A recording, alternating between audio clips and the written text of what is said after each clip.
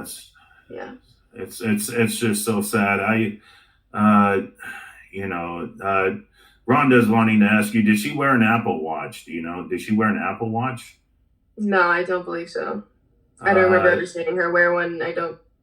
It's not something I pay really close attention to. We're not the type to be like, oh, look at what I have on my wrist. I'm so rich, you know. So Yeah, I know you girls are amazing. You seem like wonderful people, and I'm so sorry that you're going through this. Romans 125:26 wants to know: was there any cameras at the campground going into the campground? Is there any cameras no, there? no, No there's no cameras. cameras out there. The closest cameras would be the traffic cameras that start on I-80 near the rec center. It's hard to describe exactly where, but I think it's on Truckee Way. But it's 89 is very Um, covered in cameras. There's not a lot of cameras out there. Shani Jones wants to ask you: on your last call, did she let you know who the quote unquote friend was that was driving her home? Yeah, so this is a common misconception. She was not being driven home and she was not driving. So, okay, at the end of the party when she called, when I saw her, she was supposed to give me a ride home because I had asked her to give me a ride home because I wanted to stay later. I then realized later in the party that I believe she was drunk, and I knew she was drunk, and so I did not want her to be driving me home, because I, I know about drunk drivers and all that, and so I, Smart. yeah, and I figured she would be staying there or she would find a ride home because she's a smart girl. She's smart enough to know, just she's smart, and so um, then I found her as I was leaving the party. I was making sure to find her to tell her that I had another ride home and that I loved her and I wanted to say bye and for her to have fun at the party. And then when I left the party, we were pretty much on 89 with my ride. And she called me as I was in the car in the passenger seat, and she was like, "Hey, where are you? Do you still need a ride home?" And I was like, "No, I'm okay. Like I'm in the car right now. I'm like getting driven home now." But Kylie did not have a set ride home, and I was under the impression that she would either sleep there or find another ride home. Um, and it was not known that anybody was going to give her a ride home. She was not, when she called me, she was not in a car. I could hear the party and many people talking in the background. Oh wow. So we don't really have a lot to go on then, as far as where she could be. There's no uh, nothing. So we're just going to keep following this, and it's very possible that maybe somebody did abduct her. That maybe somebody was watching her. I mean, it's just a sad possibility, but my goodness, our Yeah. hearts. I don't know. Is anything else you'd like to say before we let you go? I know you're busy. I don't want to keep you tied up with us, but I greatly appreciate all your time, Sammy. You're an amazing, great future ahead of you. Stay strong, and yeah. Hello, hello everyone. Welcome back to my mental health and crime channel. My name is Huda London. Please like, share, and subscribe if you like the contents in this channel.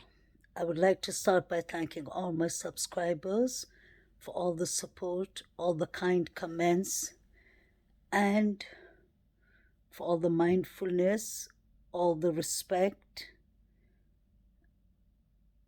and for basically all the mindfulness we show in this channel. My name is Huda London. I'm a licensed cognitive behavior therapist, that's a CBT therapist, and I'm a mental health counselor. Please like, share, and subscribe. To start with, I would like to give my deepest condolence to Kylie Rodney, his mother, father, grandfather, grandmother, auntie, cousins, her community, and all the dear and close people, the people Kylie used to work with, and all the people who loved and who knew Kylie Rodney. I would love to give my condolences to them. And then I've said many times in this case, especially in this case, that mindfulness is really important. The reason that mindfulness is important is that, to start with, this is a person who lost their life. That means that person will never come back to us. A 16-year-old life was cut short. That is just really heartbreaking. Mindfulness is needed when people are grieving. Empathy, respect, kindness, to understand people and to give the grieving people space is extremely crucial and extremely important. I haven't been tuning much into this case. I've been uploading some small clips, but haven't been putting much about this case. And the reason is because I believe that Kylie, his parents and family are suffering enough with all the foolishness, the disrespectful comments from disrespectful YouTube creators, and even YouTube viewers. This case has gone completely out of hand. From the 6th of August, when Kylie was reported missing, I uploaded the first clip of Kylie missing before anyone else. The reason I'm mentioning that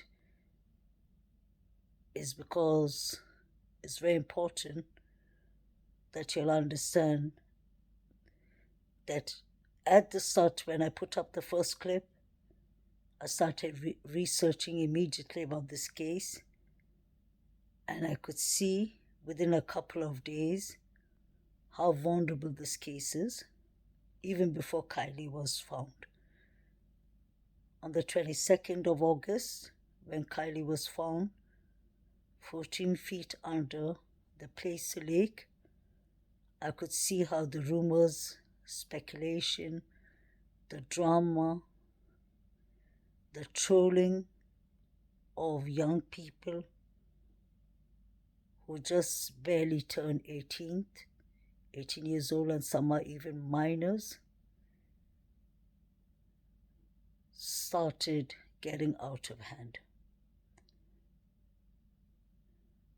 I believe around 8-9 days ago, Kylie's mother, Lindsay Neiman Rodney, said exactly what she felt about the social media being a monster. That was her words. In the case of Kylie Rodney, she wanted us to be mindful and not attack people and all, but nobody, for the most, respected her wishes. I could see where this case was leading to. I believe day before yesterday, Jagger, Kylie's ex-boyfriend, had to report the threats that he's been receiving from social media to law enforcement and the FBI. Law enforcement have come out and they have reminded all of us that the threats need to stop because Jagger, his timeline was confirmed. I don't know if you'll notice, I've said that from a very long time, that Jagger said from the very start, and you can go back to my previous clips and check to confirm it. I was one of the few who kept on saying, let's leave Jagger alone, because Jagger's timeline was that he was with his father. And that he was 4 hours away from California. He was in Napa Valley, I believe, or Napa. So I knew that from the start. Once somebody says that they have confirmed their timeline to law enforcement, we are supposed to take it seriously. But it seems the death threats has been going on for too long with Jagger that he had to go report it to law enforcement. I've said many times in all these clips, it's all right to speculate, but to a limit. We need to be mindful. These are not only teenagers. Nobody is being pointed out to be guilty yet. So now that we have finally, hopefully, that everyone has understood that Jagger is not involved with the timeline. I've seen many YouTube creators talking about that Jagger lives with Kylie's parents and speculating about that. Just like Lindsay, Neiman, Rodney, Kylie's mother said, to mind her own business is words of kindness. I don't understand what it's going to take for people to respect the dead. That would be Kylie, Rodney. May God rest her, God bless her soul. And for people to give space, place, and time for the families to grieve.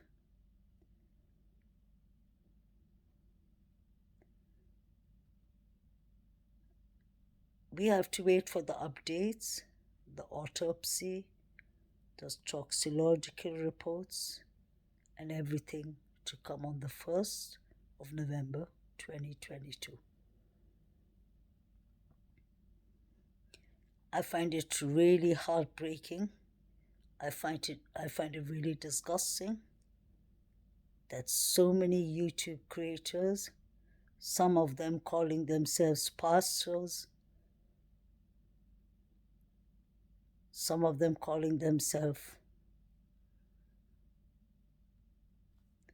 people who have passion to get justice for Kylie and who are up doing 15 hours live streams daily,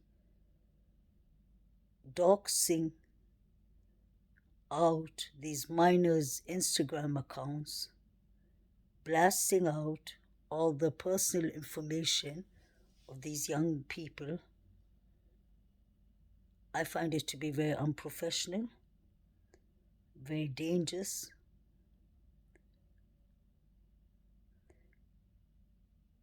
I know that social media has been an advantage for us, the public, to get into cases.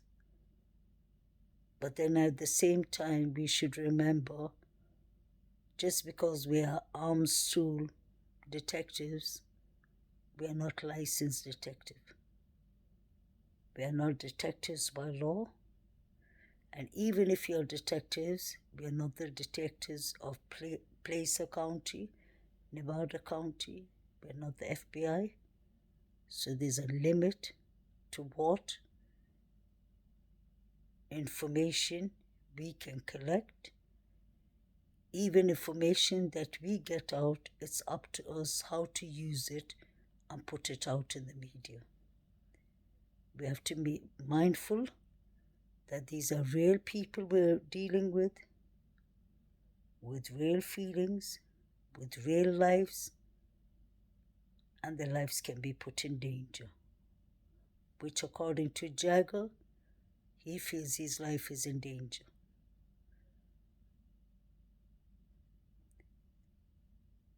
When people keep on doxing these youngsters at dress out, for example, the young guy or the young boy in the party who's driving the white truck was given so much heat by Jagger, by Tyler Fellow, who calls himself a pastor, by many other people, that the boy decided to contact social media YouTubers like Tyler Fellow and tell him exactly who he is. He said, I'm willing to share any information you need, but I think you'll need to stop putting up my truck because I wasn't involved.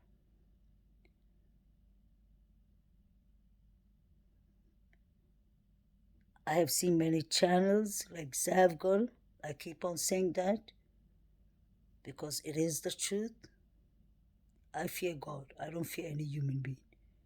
And when I see young minors and 18, 19, 20 years old, whatever, his lives are being put in out there on harm's way, that becomes automatically a case of mental health. These people are not all involved. I can understand when people speculate about Samantha Smith to a certain boundary. Because let's not forget, by analyzing Samantha Smith's interview, like I wanted to talk about soon, is not a far stretch. It's because Samantha Smith made herself available in this case. She was the last person to speak to Kylie. She was the last person. She said that Kylie called at 12:36 p.m. while law enforcement and the FBI have clearly stated that Kylie Rodney's phone last pinged at 12:30. But Samantha said that she spoke to Kylie at 12:36. So that automatically gives us a room not to speculate but to ask questions. And that shows a bit of red flags. All the cases we've been dealing about, whether it's Summer Moon Wells' case, whether it's Owen and Orson West's case, aka Sincere Classic, whether it's Susanna Murphy, whether it's Larry Maleti and Maya May Maleti, whether it's Harmony, Michael Vaughn, even Chris Watts, and Chad Daybell and Laurie. All of these cases have timelines. We do analyze and discuss the interviews. I don't see harm in that. But when people are passing death threats to youngsters, that is bang out of order. That is blatantly wrong. Because we are talking about children and youngsters that are fit to be our children.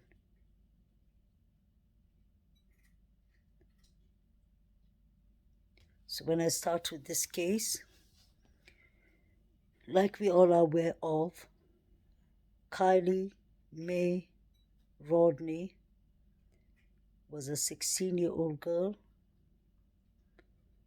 On the 6th of August 2022, her mother reported her missing. She reported Kylie missing on the Saturday, 7th of August at 5:30 p.m. Kylie was supposed to attend a party. She called her mother, or she texted her mother last at 11:30. She told her mother that she should be coming home soon, that she'll start making her way at 12:15, and it takes 38 minutes to drive from the sanctuary place in the campgrounds to the mother's house. The mother got up 8 a.m. in the morning. The mother said that me and Kylie always have a deal, that Kylie wakes me up to tell me that she's at home. The mother said she fell asleep and she woke up 8 in the morning. She did not see Kylie's car outside. She ran to Kylie's room. Kylie wasn't there. The mother called Kylie's friend to go and check. The friend said she'd go and check in the sanctuary where the party was lost to see if Kylie had fallen asleep in a vehicle. The friend contacted the mother back and said she wasn't there. I believe the mother went to the Starbucks in the close by areas, because I think in Reno, because Kylie was supposed to go camping the next day. The mother did not find her daughter, and that is when the mother reported her missing at 5:30. There was a couple of searches done for, I believe, 7 days straight.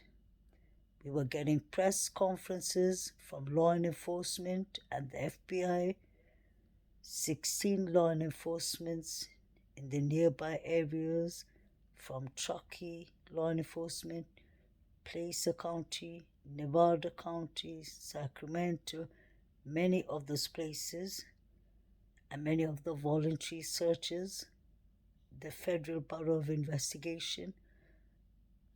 They all put in the efforts. They used over 19,000 man-hours to search on the ground and to search in the lakes nearby. There was no trace of Kylie Rodney, unfortunately. Then this is where things start coming more into consideration. American Dream Chaser Tony did a brilliant interview with Kylie Rodney's best friend Samantha Smith. They spoke, I believe, for 30 minutes. He asked a couple of questions. I've heard many people saying that Tony was very kind to her, or Tony should have asked some more questions. And I do not agree. I believe that Tony did a brilliant interview. Because to start with, he was even lucky to get the interview from Sammy. And I think he handled it well, because you could see he showed the empathy since she was a teenager. You could see he didn't want to get too much.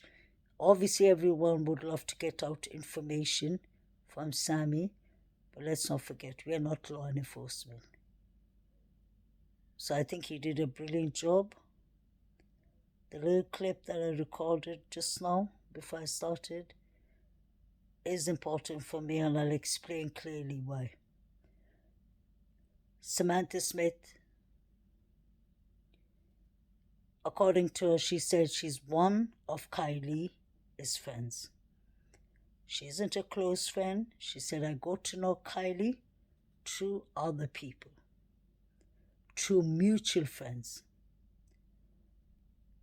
She met Kylie. She said that Kylie came with Mags Larson,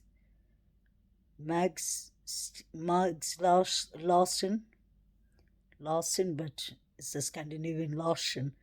Mags Larson stayed there just for 10 minutes, I believe.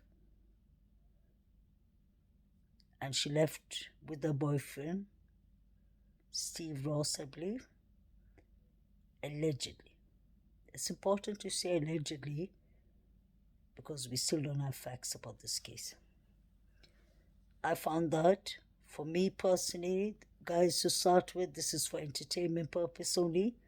This is all my beliefs. A lot of it is the facts. I try always to stick to the facts, but I will tell you all when my beliefs come in. To start with, this is for entertainment purpose only. I ain't law enforcement. I ain't in Truckee. I'm just watching exactly what y'all have been watching. Nothing less, nothing more.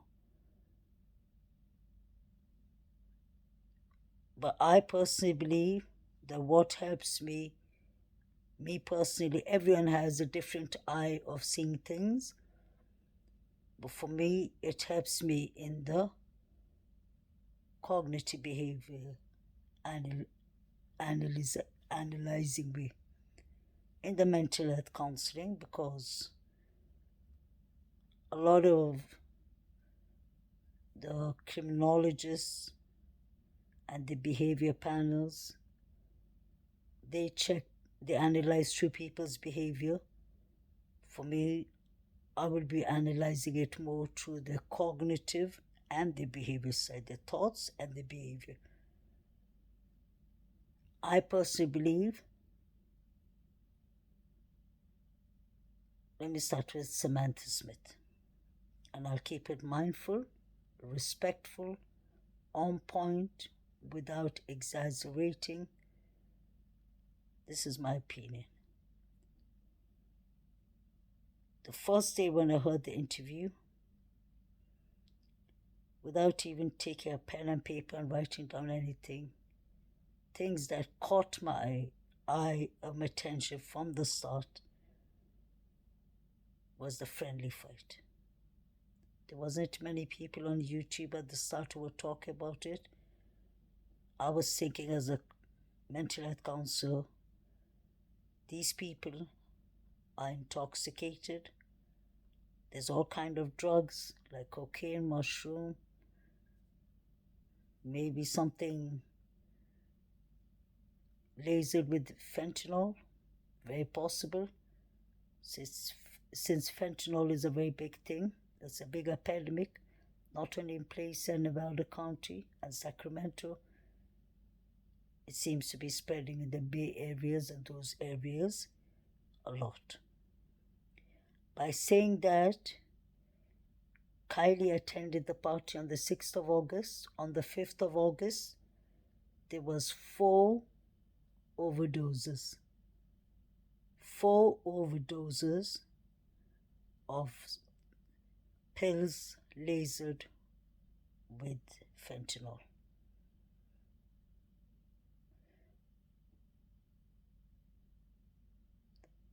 When this party took place, we've heard many times that there were over 200 to 300 people. I don't believe that personally. I would believe that around 150, 200 people could be there. Because you can imagine, if it's 300 people, it would have been really overcrowded. That would have even caught the police, sheriff's attention and all that. So we are still not sure if the 200-300 people that we're hearing from is what we're hearing from Samantha Smith and from these people in the party. Actually, it's Samantha Smith who said it's over 200 people. I believe that she said 200 people, and she said there was a lot of adults over 20s there. She said it was overwhelming. I believe she was saying all that on purpose so that she could run away with the abduction theory. That is what I noticed. This is my personal opinion. Samantha Smith, I believe personally, was the person who put it in law enforcement is attention that it was abduction.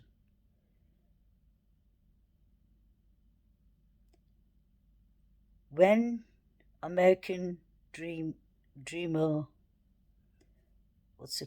chaser, Tony, was taking the interview, I noticed a lot of red flags. The friendly fight. Why would people be having a friendly fight when they're intoxicated? I hear that it's something they do, like Samantha said, we carry boxing gloves. We do it for entertainment purpose only.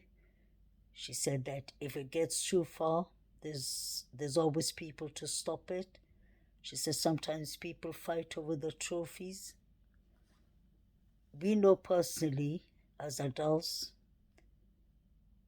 even just picture a nightclub. People could be drinking and they could fight, and someone could get a punch, fall on the head, and then end up in a coma or die. Drinking and driving kills people. Drinking and fighting kills people. That's all common sense. So these people were drinking and doing whatever. So the friendly fight was always one of my first red flags, and I kept on concentrating about that. The second of my red flags from the start was when Sammy said that me and Kylie were sharing a drink. For her to be saying that me and Kylie were sharing a drink, she even said that even when we would separate and go socialize, because we two are very social people, when we would go and socialize with other people, Sammy made it clear that they were still sharing the same drink. So the question is, who was carrying the drink? Because you can picture if they're separated, just say if Sammy was carrying the drink, did Kylie get herself another empty cup and got her own drink? Sammy didn't mention that. Or if Kylie was carrying the drink, it was Sammy getting her drinks on. So that makes me believe that it was an alibi, that in case Kylie's autopsy results comes back as some kind of, God forbid, fentanyl overdose or something like that, so that Samantha could turn around and say, guess what? I did actually mention to y'all that we were sharing the same drink, so somebody could have done something to our drinks. So that was sharing the same drinks made me automatically think of an overdose. And since the people in the party were on mushrooms, cocaine, and other drugs, Mags even said people were offering me bong after bong. So we do see that there was too much drugs, alcohol, illegal party going on. That is why it's even difficult for anyone to come and own up to law enforcement, because I'm sure, and they were having friendly fights. So I'm sure whatever had in the party has become like what happens in Vegas stays in Vegas. That's what these kids are up to.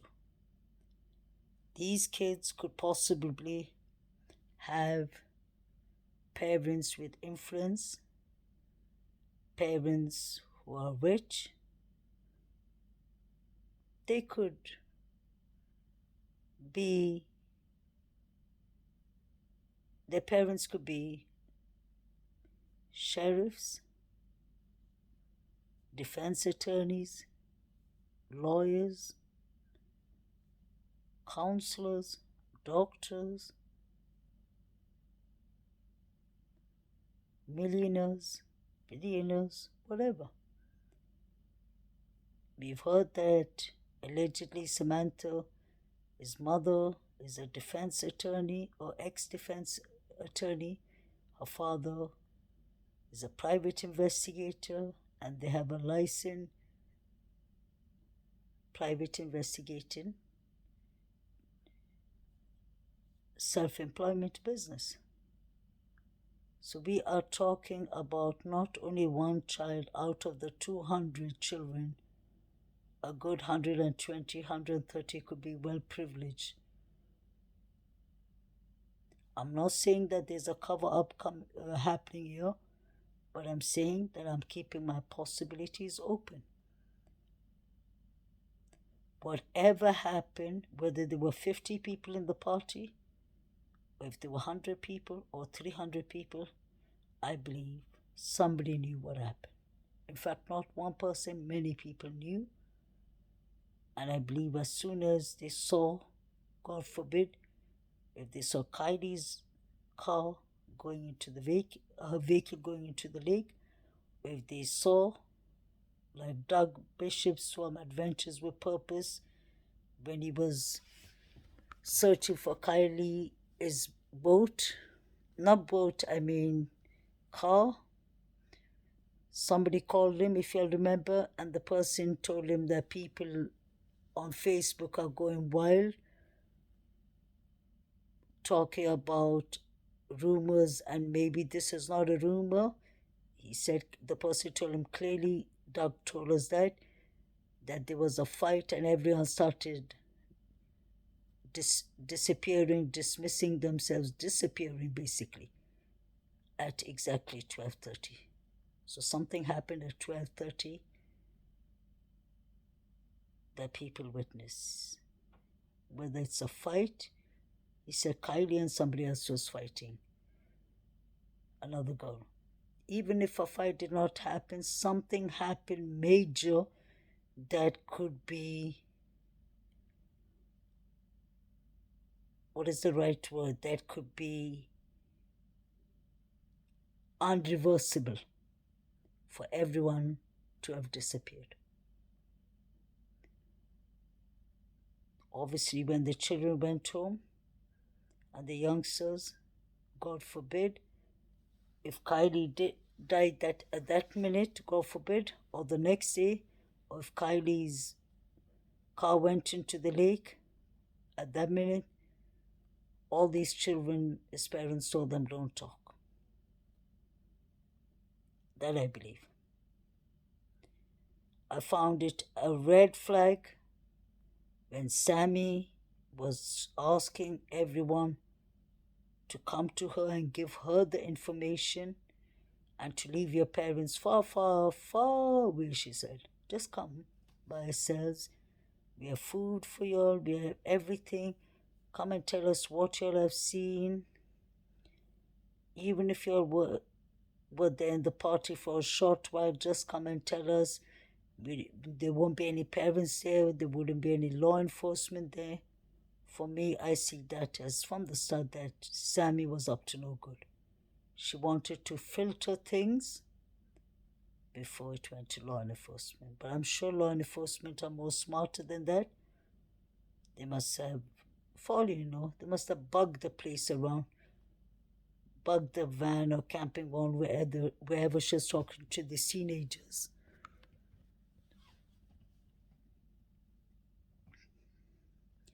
I found it fishy that what's his name, a big red flag, that what's his name, Jagger, said the same on social media. He said that the sheriff wants me.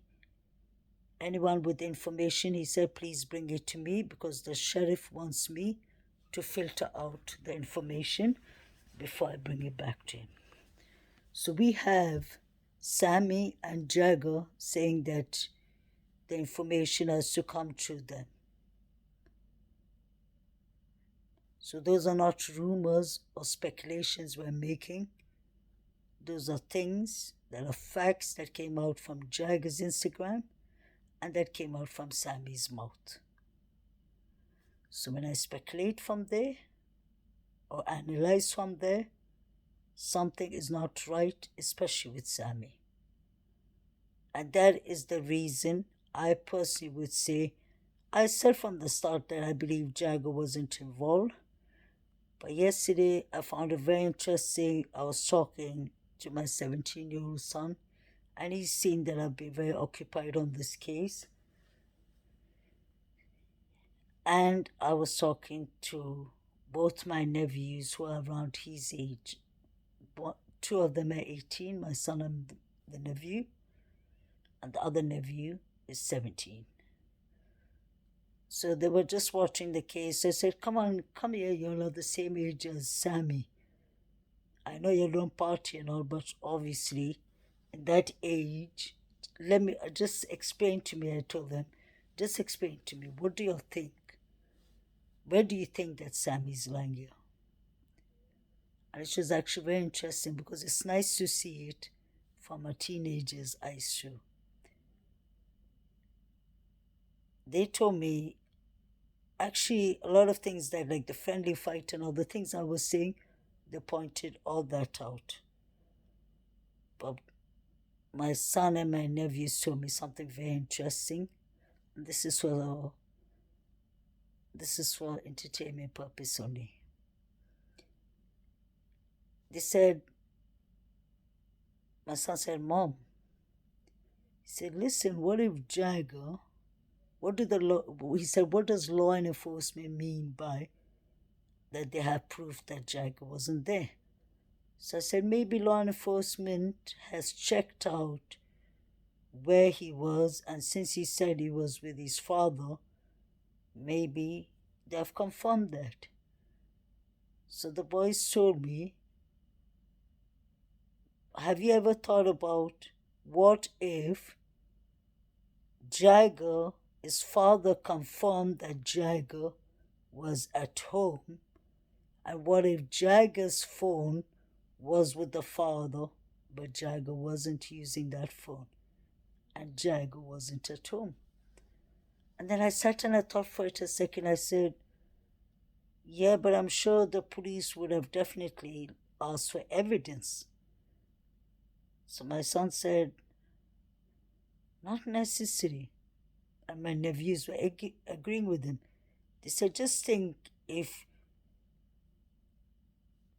we, example, told you that we are at home, and you even think that I'm at home, my son said, but I tell you that I'm in the room. And you think I'm sleeping, but I'm actually out. But I leave my phone behind, so you think I'm at home. That is the time, I don't know, guys, leave this in the comment. But I thought to myself, that sounds actually kind of possible. But then I told him, I don't think the FBI and all, I'm sure the FBI and law enforcement have something to go on. So he said, unless Jagger was seen on a camera that he was in Napa at home, he said, Mom, they must be just going after his camera. Maybe they were just tracking his phone. Maybe Jagger left the phone at home on purpose, and he could have taken another phone. So I wonder, I'm not saying that's what happened, but I'm saying there is a very good possibility. So if Jagger is involved, just say. Because to put it this way, I'm being very decent and mindful. I believe if law enforcement said that Jagger was with his father in Napa. But the only way law enforcement can convince me on that one is if they have a doorbell camera, or if they have some camera surveillance showing and proving that it was Jagger on the camera. If they don't have that, and if law enforcement are saying Jagger was with his father at home because his phone pinged at his father's home, then there's still a big shade of doubt for me. So let me know what you'll think about that. Is Jagger. But the person, there's 4 people being respectful that I will explain why I believe can be very well involved. Mags. Now that I'm done with Jag, I'll tell you why I don't believe Mags' story. Mags said that she spent the day with Kylie. Let's not forget. Mags said that Sammy said that Kylie came to the party with Mags.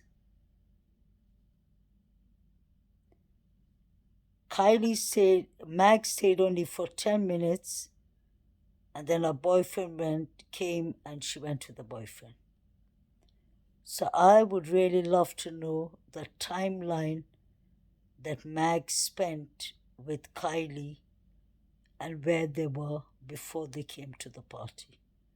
The reason that is important for me is, if you all remember, allegedly Jane Doe 1 and Jane Doe 2, the 2 witnesses Chronicles with Olivia and Bullhorn Betty are talking about, if those 2 witnesses allegedly are telling the truth. Because we don't know till, like they say, we would never know till the fat lady sings. We would never know till law enforcement brings us in front of a jury.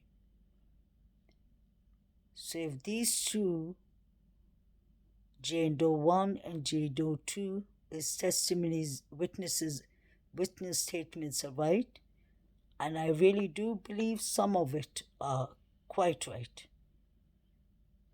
And they both sound the same. Remember that they said they saw Kylie Rodney, God rest his soul in peace, was drunk, she couldn't even speak, she couldn't even walk. She was really, really kind of wasted. The girl was saying that happened around, if I'm not wrong, 10:30, 10, something like that. So if Kylie was so early on in the party, so wasted, I wonder if Kylie got a roofie or fentanyl or some overdose before she attended the party. Or maybe in the car. With who? With Mags. When Mags came to the party. Because I'll explain a bit later why. With Mags, or with Sammy, or with Kate. The reason that Kate is one of my suspects in my suspect list is because Kate said she was making creme brulee with Kylie during the day. So we have Kate and Kylie being together allegedly during the day, according to Kate, making creme brulee. Then we have Megs and Kylie coming to the party together. That's 2. Then we have Mags saying that she spent only 10 minutes there, and she said that her boyfriend Steve came and then they left. Let's think about one thing. Mags said clearly active listening is really important in counseling. She said that they were having bongs of, many people were offering her bongs. What if the bongs was lasered with fentanyl? That is the reason for the last 3 weeks I've been putting out a lot of clips on my channel, uploading a lot of clips of fentanyl. Number 1, to spread the awareness of fentanyl, that it's really dangerous. Many youngsters are dying of it, unfortunately. So it's a very important cause, and since I'm a mental health counselor, and since this is a mental health channel, I believe it's my duty to spread those kind of awarenesses. But the second reason I'm keeping on uploading those clips is I'm kind of hinting it. Because let's not forget, 4 overdoses took place in Placer County. You can go and research on the Thursday night before the party that Kylie attended to in. So, what's it called? Fentanyl is quite it's an epidemic crisis in those areas. And Sammy, I'm not saying everything Sammy was saying was a lie. Sammy was obviously trying to cover up a lot of things, and she could be lying. Let's not forget, it doesn't necessarily mean that Sammy had foul play to do with it. It can mean even that Sammy is lying because let's not forget the main thing. It was Sammy who organized the party. It was Sammy who was helping to organize the searches. Sammy, by law, could be charged and prosecuted because she's over 18 years old. If you arrange a party and you're over 18 and a 16-year-old girl overdoses in your party and there's so much drugs being spread around in the party, then obviously people will try avoid getting the blame. You have Sammy, his mother and father is a lawyer and private investigator, so they're obviously going to advise the daughter.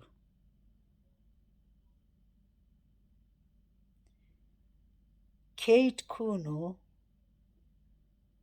and Jagger, his interview did not make sense to me a lot. There was a lot of red flags. To start with, there were 3 of them in the interview. The third guy who had on the San Francisco flat hat, the flat cap on, he wasn't talking. And he's allegedly supposed to be, Kate, his boyfriend, or a good friend of theirs. That's a red flag for me. Why wasn't he talking? I wonder at times, could he have been the one that Nick, the tall truck driver, saw? When 2 people talk and the third keeps quiet, it's a bit fishy. Then, what immediately I found a bit sus in that interview is how positive Jagger sounded. He said, we'll find her, I'll find her, she'll find her, one of us 3 will find her. It's all right to be positive when you lose someone, but you wouldn't be that optimistic. You would have been like, it's been a while now, we're starting to get concerned, we need to find Kylie. It is just true positiveness coming out from them.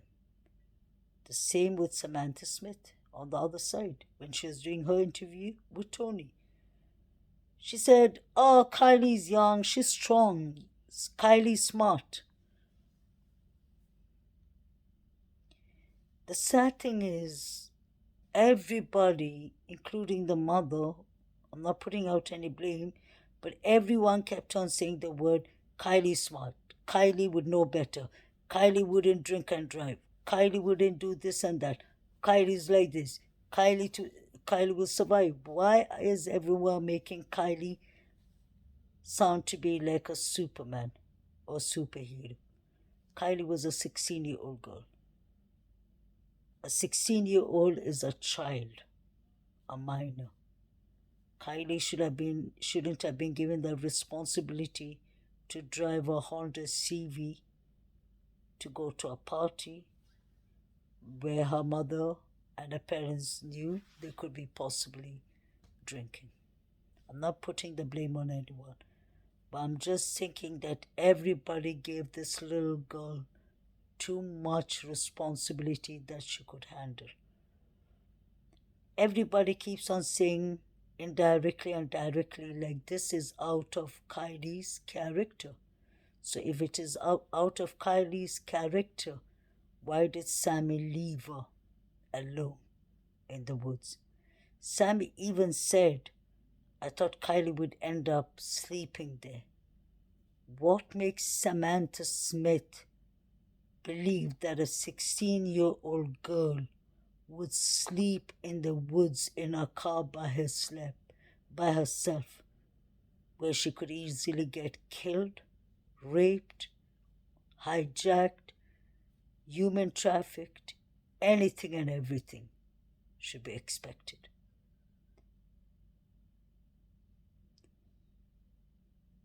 Then you had Kate saying, oh, she was fine, she had creme brulee. We made creme brulee. I wonder, was something added in the creme brulee?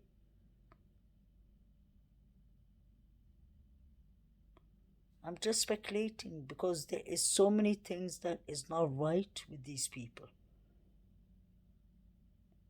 That's why I notice everyone is just blaming it on Sammy.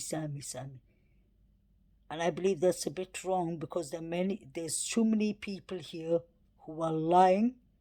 So I believe this is a group thing. Personally, that's what I believe.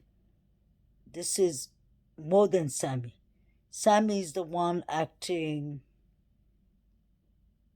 like she's the chain leader. Maybe because she knows how to talk. Or maybe it's because she has the most burden on her since she organized the party. We haven't heard Kate talking much. We haven't even seen Kate in Kylie's tribute. She could have been sick.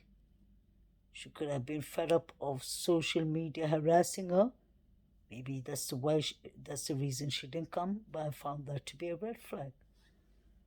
I kept on searching for her. Mags came. In fact, the only friend of Kylie that I really see, and this is not only as a mother that I'm giving my opinion, this is as a mental health counselor, honestly. If it comes to anyone having slight empathy here, it's Mags Larson. But let's not forget, we've seen her crying. She could be crying because maybe the guilt is getting to her. She could be crying because maybe she's scared that law enforcement and everyone has clocked on. She could be crying because she really misses Kylie. She could be crying because she feels guilty that she left Kylie alone in the party. There could be many reasons that she's crying. Let's not forget it was Mags and Kylie's mother and Mags's mother who went together on a trip to Mexico before this happened. So that could be very possible. But Mags shows some kind of feelings, some kind of empathy or remorse. I don't know which one it is, or whether it's a guilt trip that she's having. Or maybe she's getting scared that law and enforcement is coming to get her. There's something with Mags, but she shows some emotions. Kate gave us only one interview, that was it. She hasn't told us much.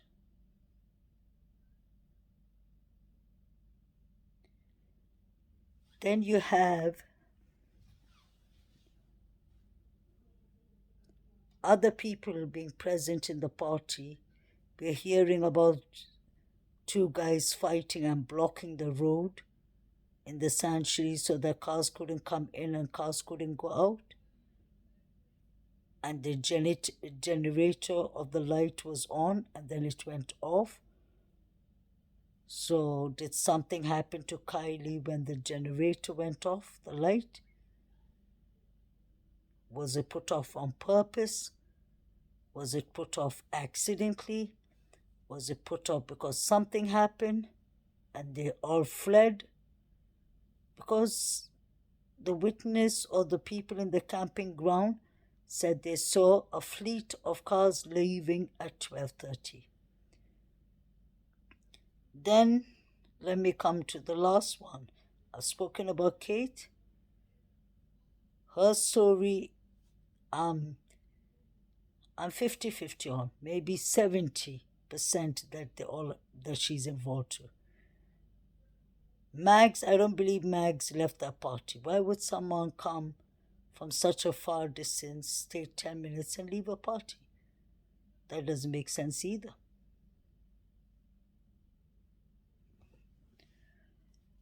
Then I come to the main person, Samantha Smith. Everyone is analyzing Samantha, and it's not that, it's just how people are doing it. It's not what you do, it's how you do it. It's not what you say, it's how you say it. Me being mindful and analyzing Samantha Smith, the one with Samantha Smith that really got my attention and my focus was the friendly fight, too much drugs going on there, them drinking, she and Kylie drinking from the same glass. She mentioned what Kylie had on, like the green dungaree pants. She mentioned the black body suit, but she never mentioned any of the two hoodies. That is something she would have noticed. And allegedly it was quite chilly that night. Why didn't she mention the hoodies? We saw the Outcast pink and white hoodie that Kylie had on in her car when the car was under the water. So why didn't Samantha mention that? Another thing that is the most important red flag with Samantha is the cameras. The cameras is the one that got me from day one. And I mentioned that in every clip of my mind from the start. Why would drunk people know exactly where the cameras are? When Tony asked her, she said, no, there's no cameras till you go down to Truckee. There's no cameras when you go to Highway 89 to Truckee. If there's no cameras all that way, then whoever drove Kylie's car into water obviously knew there wasn't any cameras. They made sure they checked the cameras before.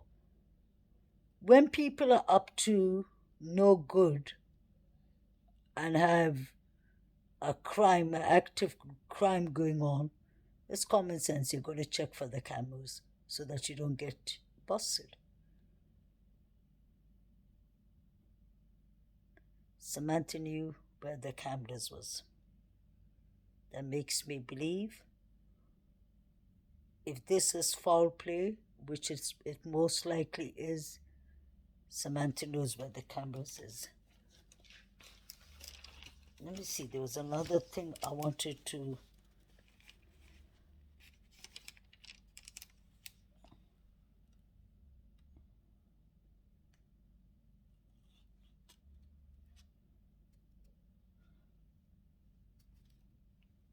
I find it kind of strange that Samantha said Kylie loves the water. It's so sad because Kylie was found in the water.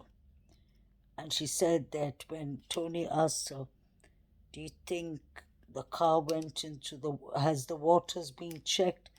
She didn't even hesitate. She said quickly, yeah, it's been checked thoroughly. There's another thing, guys, that I'm thinking about. Do you all remember when Adventures with Purpose found Kylie's car in place in the water in the lake, 14 feet under? Do you all remember that Sammy debunked it? She said, "No, it's wrong. It hasn't been found." I was thinking, could she have debunked it? Because let's say, put it this way, yeah? Just go along with my thoughts for a second. What if Sammy did not do this and she knew, just say example, that Kate and Jagger or Mags or whoever did it?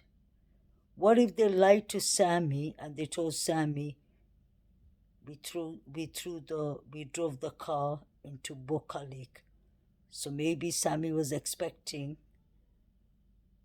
Kylie to be found in Boca Lake, and when she heard that Adventures with Purpose found Kylie in Placer Lake, maybe that's the reason she debunked it. It's just a thought. Samantha, no matter what is involved, I don't mean that she did something. If it is an accident, Samantha is still involved, because she shouldn't have left a 16-year-old girl to go drunk by herself home. That shows, I don't care when people say, I really mean it, I really do not bother when people say, oh, but Samantha was drunk herself. No, that's no excuse. Samantha is involved in foul play. The more I think about it, is because that is the bingo one. That is the bingo one that she cannot cover herself with. How did she speak to Kylie? And in the interview of Tony, she said, Kylie called, she said, Samantha said that, yeah, Samantha said in Tony's interview, I was the one who spoke to Kylie last. It sounded like she called Kylie last. And the other time she says that Kylie called her last. No matter what, she's trying to tell us the last communication between Kylie and anybody else in this world, sadly enough, was that Kylie called her at 12:36. Or she called Kylie. Once she says Kylie calls her, once she said she called Kylie, no matter what, she says 12:36. How come law and enforcement, who have the forensic FBI team on their side, says 12:30? They said Kylie's phone pinged last at 12:30 near the lake. So Samantha, that is the biggest red flag, that she can't get out of it. If she wasn't involved in the foul play, she knew about it. Allegedly, I saw that myself on the internet, that a friend of Samantha, his younger sister, said that Samantha was seen when she came home that night. Her clothes was wet and she changed it. For your clothes to get wet, she must have been in the lake. If that friend is telling the truth. If the friend is still telling the truth. We saw that Samantha had paint on her knees, on the insides, like in the inside part of her upper thighs. She really had bruises and red marks there on her elbows, on her hands, and she went and put paint on it purposely. I believe it was Samantha and Kylie that had a fight. Something really happened there, God forbid. I believe Jagger is not the only person who wears a flat San Francisco hat. There are many others who wear that. The guy standing next to him in the interview had it on too. So we shouldn't jump to conclusions that it is Jagger, but I still I'm not ruling out Jagger. I'm not threatening him. I'm not threatening anyone. And the good thing is I haven't been speculating much on this case. I do it mindfully. But what my sons and my nephews told me made me think actually that Jagger could have been with his father, like he said, or maybe it wasn't Jagger, was it his father in Napa? Maybe it was his mobile device that was there. If his mobile device was there, and if law enforcement are checking according to his mobile device, then they're obviously going to think that his timeline is right, that he was there. Many people are speculating if they believe Nick, the rescue road driver, or the toll truck driver. I do believe him. But the question is, who did he see? It could have been Kylie. Maybe Kylie was in the trunk, God forbid. I hate to say dead, because you can see they had perfumes in the car. Was it to get the smell of the odor out? Because obviously it'll be a very, very strong smell. And maybe that's why they're trying to confuse Nick, the tow truck driver. And a very important thing to consider, and that I've been always thinking, this is the piece that is going to solve the Nick story. Obviously, Nick will give all his information to the FBI, law enforcement. Like he said, he gave it to the FBI, and his car has a camera. An important one we should all have been thinking about. Who paid for the services of Nick? Because when a road rescue team come over, or mechanic or toll truck driver, they have to get paid. And they usually do not take cash. They take debit cards, Visa cards. And we know for a fact, I checked the website and the timeline, Kylie Rodney's debit cards has not been touched since that evening she went missing. So it's either the male or the female who called Nick when the car was on neutral. So it'll be easy to figure out whose debit card it was. It could have been one of those youngsters, or maybe their parents' credit card.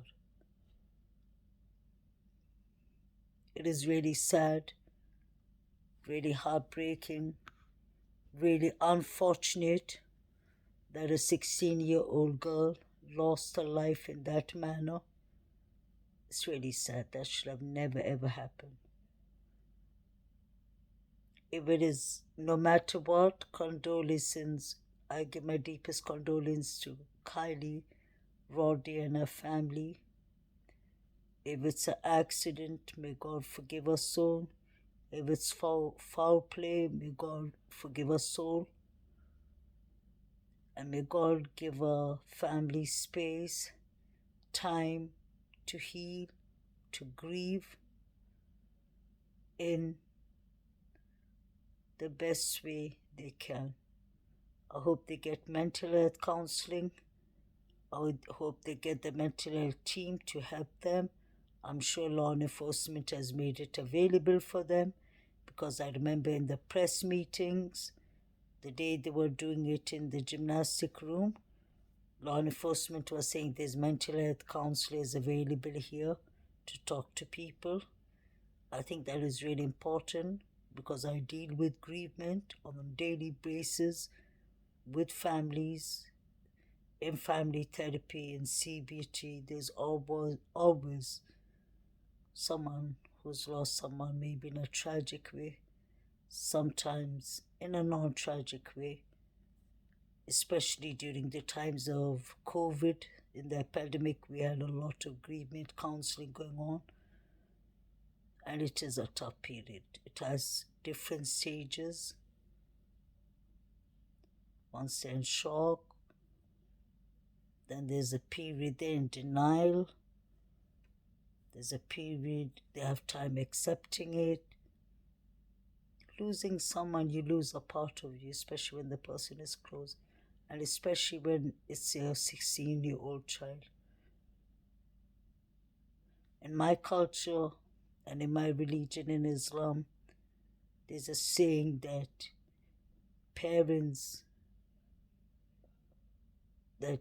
children should bury their parents in old age. When their parents are in old age, it shouldn't be the opposite. Parents should never have to live to that day that they have to bury their own child. This is really sad, really hurtful. Guys, please be mindful, be respectful to Kylie's mother. There's a lot of judgment going on to her mother, and I don't think that is right. People are saying she's in denial, and people feel like, many creators feel like they have to take it in their own hands, disrespecting the mother by sitting there and doing live streams day after day, night after night.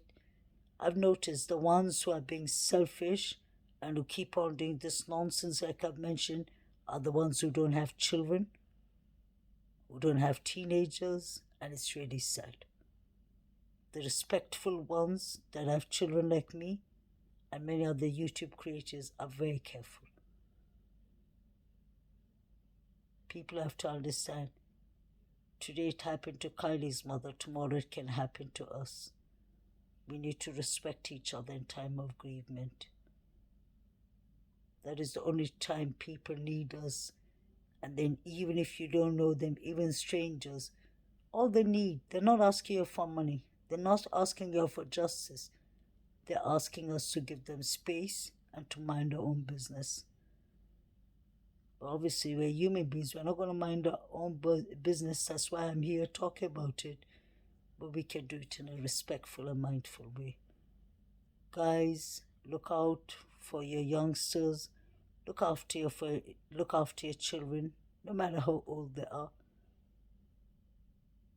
Even if they're the 40s or 50s or 30s or 20s or 10s or teenagers, look after them. Love each other. Life is just a transit.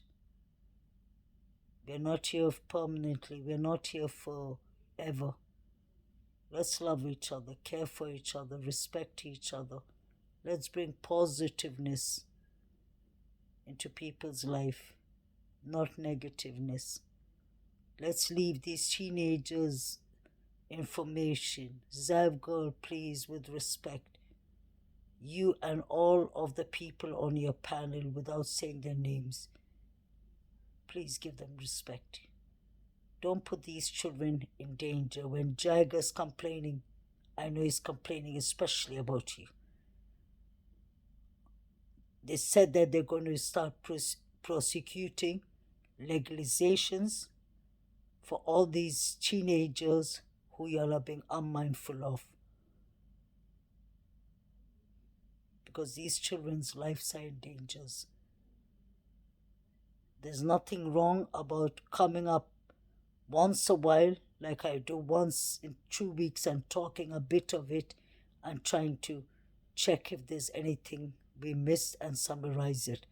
But it's not okay for y'all to be making live streams day and night, disrespecting and putting these teenagers' lives in danger. As a mental health counselor, I know that this can be PTSD, anxiety, depression, self-harm, suicidal thoughts, suicidal effects, mental health illness can be developed. And these children, for all we know, they are children. Whether they're 18, 19, they're still children. If they're not involved, Zav girl, Tyler Feller, all of y'all, and all these unprofessionals that y'all are having up in your panels, y'all know exactly who y'all are. Y'all need to stop this nonsense. I'm glad that Jagger's reported y'all, and I hope that they all end up reporting y'all, because y'all are putting these teenagers' lives in danger.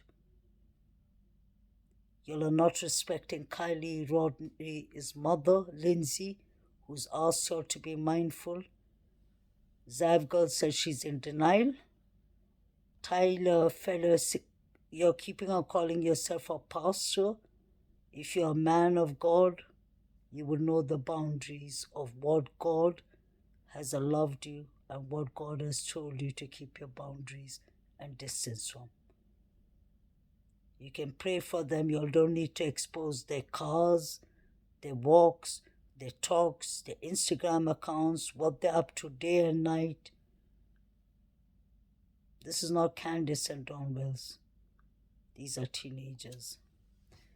Guys, look after your loved ones. Spread the word of fentanyl overdose epidemic going around. People, keep yourself safe. It seems to be getting into every state. It's an epidemic. I put out a clip there. They said just in Kentucky, there is 4 fentanyl deaths a day. So imagine how many that totals up to a year. So guys, look after yourselves, take care, stay blessed, have a lovely weekend, and I hope Kylie's family get the chance to grieve in peace. If it's an accident, may God rest Kylie's soul. If it's not an accident, may God rest her soul, and may justice be served for anyone who's wronged down this teenager. She didn't deserve this fate. Look after yourselves, guys. Love you all. Bye.